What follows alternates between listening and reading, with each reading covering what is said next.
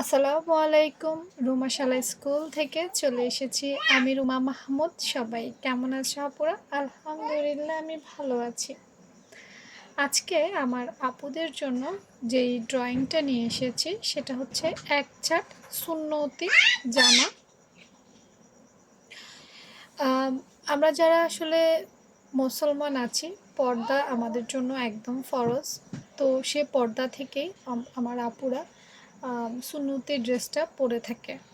আসলে সুন্নতি ড্রেসটা আলাদা তেমন কোনো পোশাক নয়, বা এই পোশাকে বিশেষ কোনো বিশেষত্ব আছে আমার কাছে মনে হয় না। আমার কাছে একটা নর্মাল ড্রেসেই যদি একটু লুজ, একটু ঢিলে ঢালা, অর্থাৎ শারীরিক অঙ্গ প্রত্যঙ্গগুলো ঠিকভাবে না বোঝা যায়, বিশেষ অঙ্গগুলো বা অঙ্গের শেপগুলো বোঝা যায় না, এমন ড্রেসটাকেই আমার কাছে সুন্নতি জামা মনে হয়। আমরা যদি একটা ফিটিংস টাইট একটা জামা পরি, সেক্ষেত্রে কিন্তু আমাদের বিশেষ অঙ্গগুলো বোঝা যায়।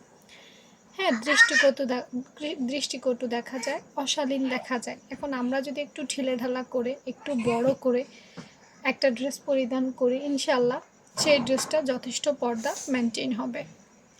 তো একসাথে একটা সুন্নতি জামার ফুল মেজারমেন্ট দেওয়ার চেষ্টা করেছি। দেখো আপুরা,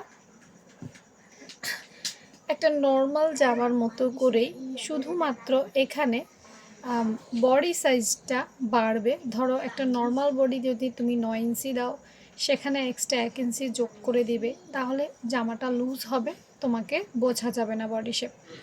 ঠিক তেমনি প্রত্যেকটা জায়গায় আমরা বাড়িয়ে দিব।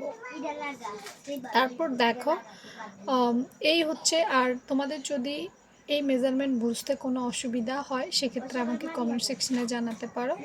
সুন্নতি পোশাকের আরেকটা বিশেষত্ব হচ্ছে এই জামায় ফাড়া হবে না। আমরা যে সাইড ফাড়াটা দিয়ে থাকি, আমরা সেই সাইড ফাড়াটা দিব না, তাহলে খুব সুন্দরে থাকবে। আচ্ছা, নিচে ঘেরটা দেখো, এখানে 18 থেকে 20 ইঞ্চি দিয়েছি। তোমরা চাইলে আর একটু কমাতেও পারবে, বাড়াতেও পারবে। হ্যাঁ, তেমন কোনো অসুবিধা হবে না। লম্বা 45 ইঞ্চি দিয়েছি। লম্বা যার যার ওজন, উচ্চতা, আয়তন ভেদে আমরা কমাতে বাড়াতে পারবো। তবে সুন্নতি পোশাকটা একটু লম্বায় পরতে পছন্দ করে।